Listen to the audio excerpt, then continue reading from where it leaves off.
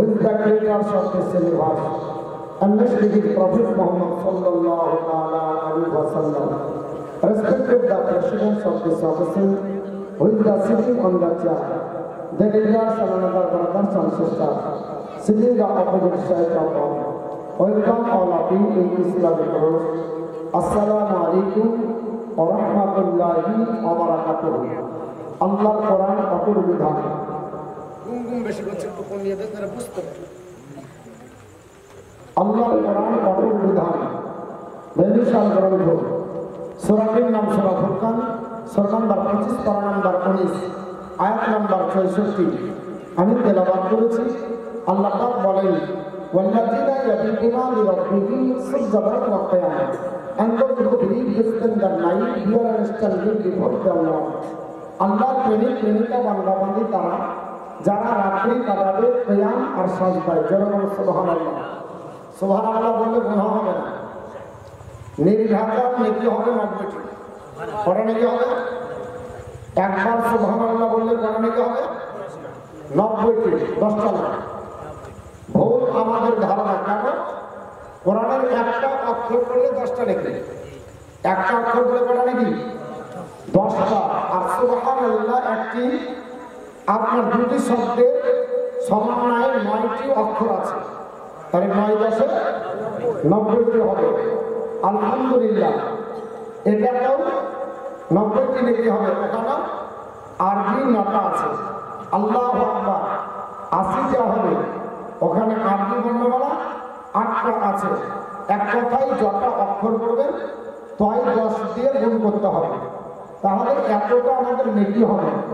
আমার এই আয়াতে কারিমা তেলাওয়াতের মূল উদ্দেশ্য হলো আজকের জালসাকে কেন্দ্র করে আল্লাহ পাক বললেন ওয়াল্লাযিনা ইয়াবিতুনা লিরাব্বিহিম সুজদান ওয়া কিয়ামা and those who believe in the night people are standing before the Lord আল্লাহর প্রেমিকা বান্দাবান্দি তারা যারা রাত্রি কাটাবে কিয়াম আর সাজদা এখানে কিয়াম মানে ইয়া নবী সালাম আলাইকা না এখানে কিয়াম মানে হলো দাঁড়িয়ে দাঁড়িয়ে নফল নামাজ পড়া কিয়াম মানে দাঁড়িয়ে দাঁড়িয়ে নফলের মাধ্যমে যারা রাত্রি কাটাবে এরা হলো আল্লাহর প্রেমিকা বান্দাবান্দি আমরা পৃথিবীতে বহু আল্লাহর বান্দাবান্দি আছে কেউ ক্যারাম বোর্ডে রাত্রি কাটায় কেউ তাস খেলে রাত্রি কাটায় কেউ জিয়ে খেলে রাত্রি কাটায় কেউ পাবজি ফ্রি ফায়ারে কাটায় কেউ গল্প করে কাটায় কেউ আচর দেখে কাটায় কেউ কিরণ মালাতে কাটায় এরা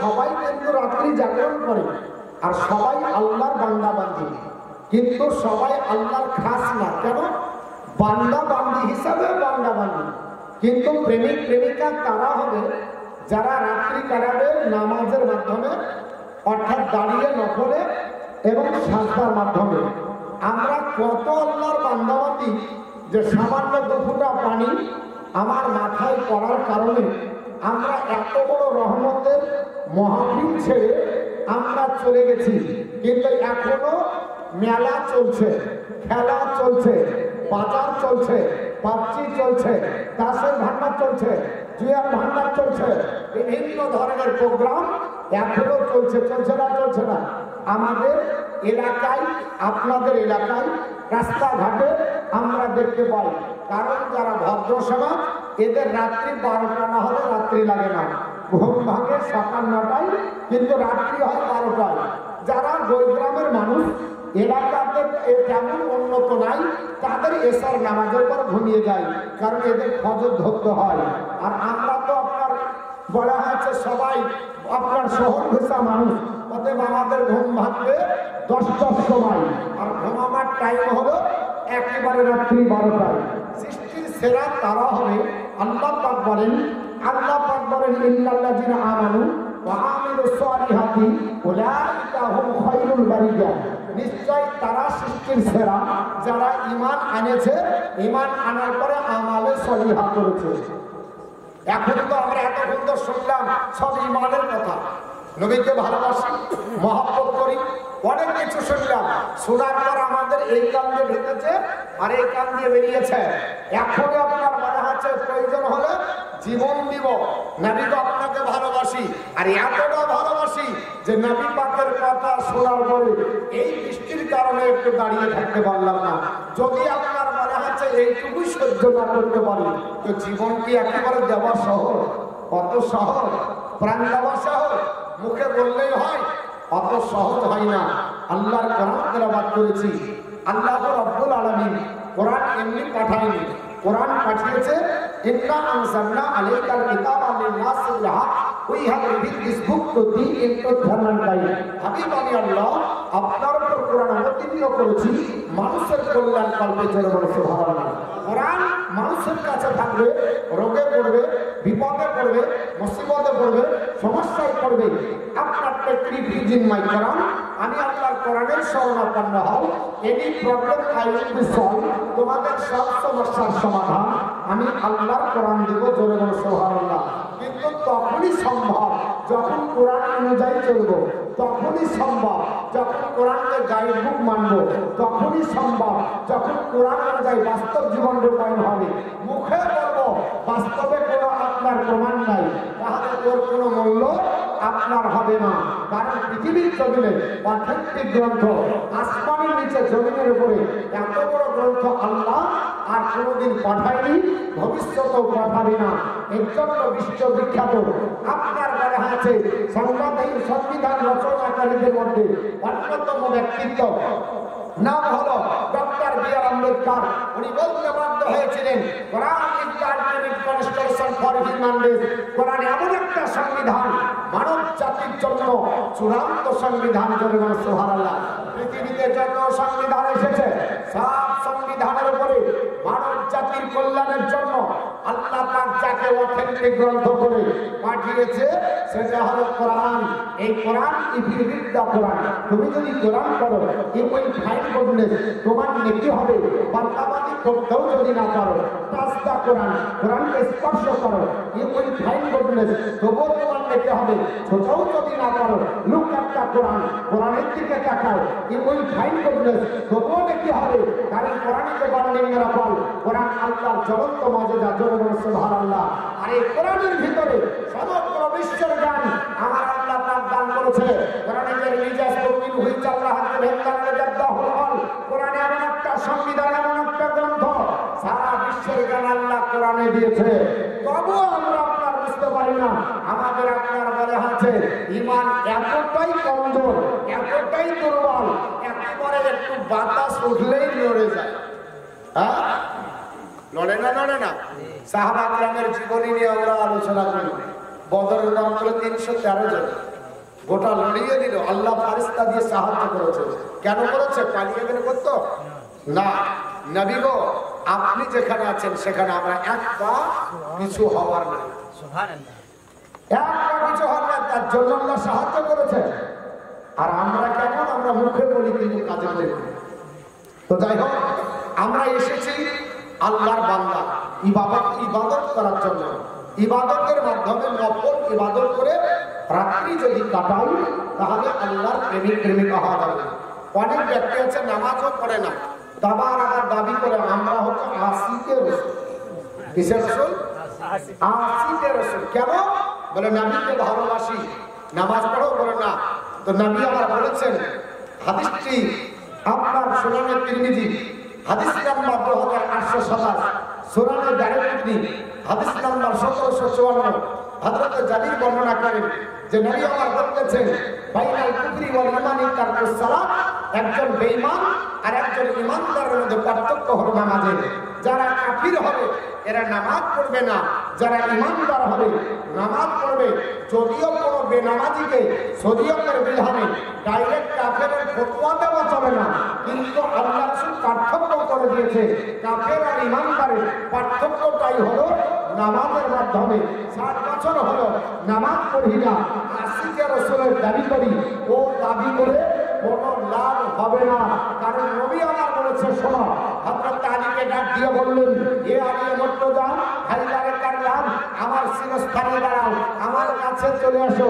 হযরত আলী মুর্তজা বলে, নবীর কাছে দাঁড়ালাম, বিশ্ব নবী আমার দিকে তাকালেন, তাকিয়ে আমাকে এই দুটো কথা বললেন। নবীর জীবনের বাক্য, শেষ বাক্য ছিল। হযরত আলী মুর্তজা বলেন, আন আলী রাদিয়াল্লাহু তাআলা আন ওয়ালা কারা আখির কালামিন নবী সাল্লাল্লাহু আলাইহি ওয়াসাল্লাম as-সালাত as-সালাত। নবীর জীবনের শেষ বাক্য ছিল নামাজ নামাজ নামাজ। ইয়া আমার সাহাবীরা, নামাজ তোমরা পড়ো, নামাজের মাধ্যমে জীবন যাপন করো, কারণ নামাজ আমি রাসূলুল্লাহর চোখের ঠান্ডায় জেলে বসে। কিন্তু 60 বছর হলো এখনো নামাজ পড়তে পারতাম না। আচ্ছা বাপ, এই যে যে মেশিন গুলো দেখছেন সব ঢেকে রেখেছে, রেখেছে মোবাইল আছে, এটা আছে, ওটা আছে। তো এইসব কোম্পানির একটা গ্যারেন্টি আছে, আছে না? গ্যারেন্টি আছে, একটা ওয়ারেন্টি আছে। কোন কোম্পানি গ্যারেন্টি দেয়, কোন কোম্পানি বলে 1 বছর গ্যারেন্টি, 1 বছর ওয়ারেন্টি। আপনি আমি এসেছি গ্যারেন্টি ওয়ারেন্টি কার্ডের মধ্যে, দুটোর মধ্যে কোনটা আছে কার কাছে? আমি মতিউর রহমানের কাছে গ্যারেন্টি আছে, আপনাদের কাছে আছে? কত বছর বাঁচবেন, যেতে পারবেন, হজর হবে, সকাল হবে, গ্যারেন্টিও নাই, ওয়ারেন্টিও নাই। গ্যারেন্টি ওয়ারেন্টি কোনো কাজ নাই, ধাপি গ্যারেন্টি। যে কথাটা বেরিয়েছে আর একটা বলতে পারবে আর গ্যারেন্টি না। তাহলে যদি এটা না হয় তো তা সত্ত্বেও আল্লাহ পাকের ইবাদত ভুলে থাকতে হবে। শোনেন, আমি আপনাদের কাছে এটাই বলতে চাচ্ছি যে যার গ্যারেন্টি নাই চলে যেতে হবে, তাহলে সেই আল্লাহর ইবাদত করে যাব যেন জীবনের এটাই শেষ ইবাদত হয়, শেষ জালসা এটাই হয়। যদি আপনার হয় জীবন সাকসেসফুল, যদি না হয় জীবন বেকার হবে। কারণ আজ মনে কাল দুদিন কথা আছে, আছে না নাই? কেমন করে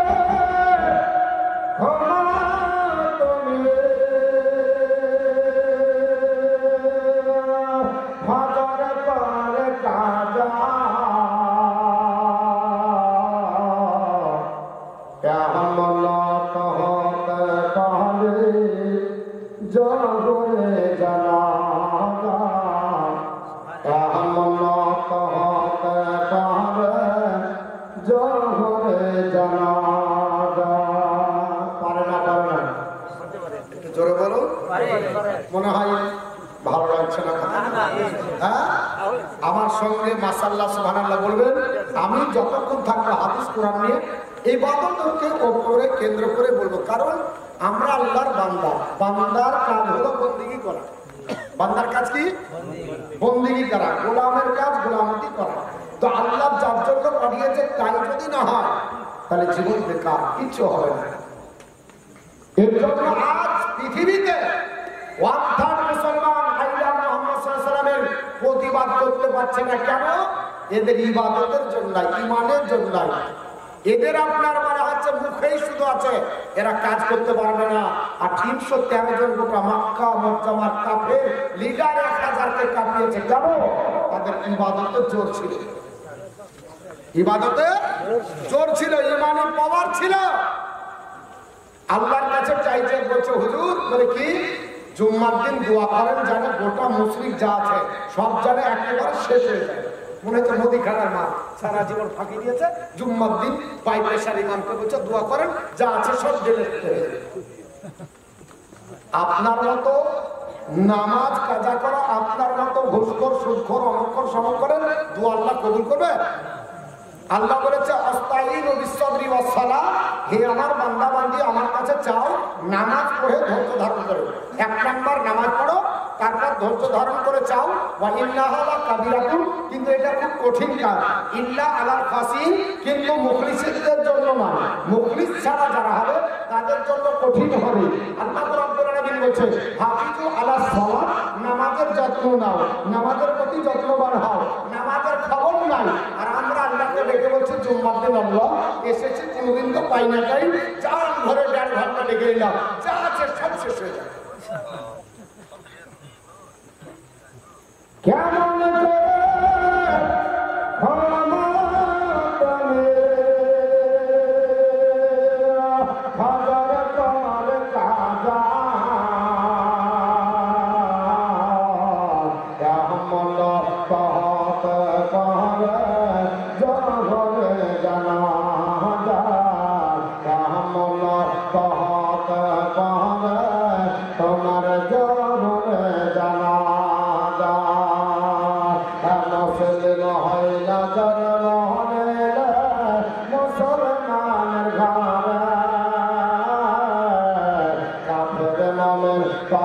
হাতটা হয় নামাজের পরে মুসলিম হইলা জানাইলা মুসলমানের ঘরে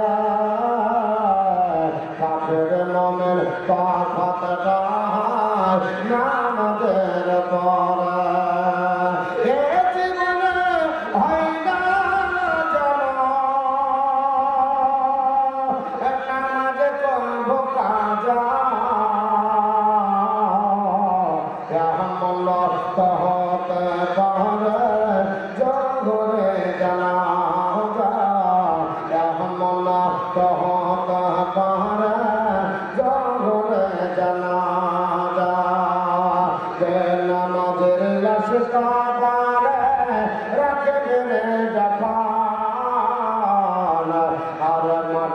মাটির যাবে বাজারের হাট ভাঙবে রে তখন নামাজের লাশ কাবারে রাখবে রে যখন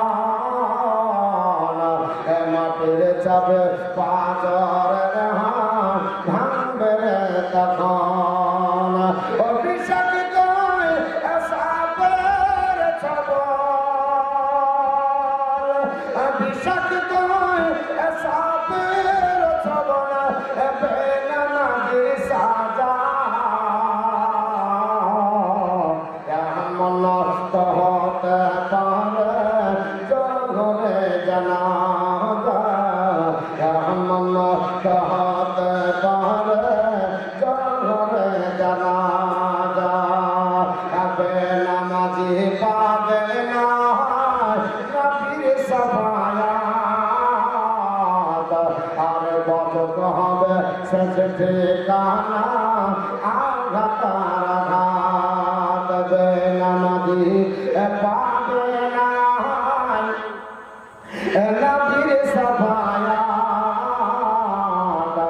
বচত হবে শেষ ঠিকানা আঘাতার আঘাত হাসর মিজান পুলসিরাতে হাসর মিজান পুলসিরাতে নেই তো কোনো জাযা এমন তো হতে পারে জঘরে জানাজা এমন তো হতে পারে জঘরে জানাজা আল্লাহুম্মা সাল্লি